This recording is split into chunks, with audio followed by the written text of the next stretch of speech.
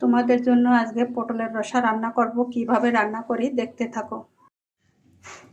নারকেল বাটা, পেঁয়াজ বাটা, আদা বাটা, জিরা বাটা, রসুন বাটা, হলুদ, লবণ, লঙ্কার গুঁড়ো।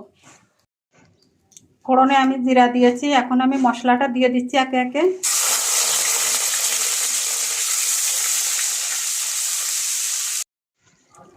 স্বাদ মতো চিনি দিয়ে দিলাম। মশলাটা আমি ভালো করে কষিয়ে নিয়েছি। এখন আমি পটলগুলো দিয়ে দিচ্ছি এর ভিতরে। কয়েক টুকরো আলু সিদ্ধ করে রেখেছিলাম, সেটা দিয়ে দিলাম। এখন আমি ভালো করে মিশিয়ে নেব। পটলটা আমার মশলার সাথে ভালো করে কষানো হয়ে গেছে। এখন আমি জল দিয়ে দিচ্ছি। এখন আমি ঢাকাটা উঠিয়ে দিচ্ছি। রান্নাটা আমার হয়ে গেছে।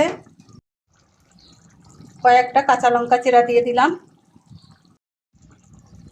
কিছুটা গরম মশলা ছড়িয়ে নামিয়ে দেব। এখন আমার রান্নাটা যদি তোমাদের ভালো লাগে, যদি যোগ্য মনে হয়, লাইক, কমেন্ট, শেয়ার দিয়ে আমার পাশে থেকো বন্ধুরা।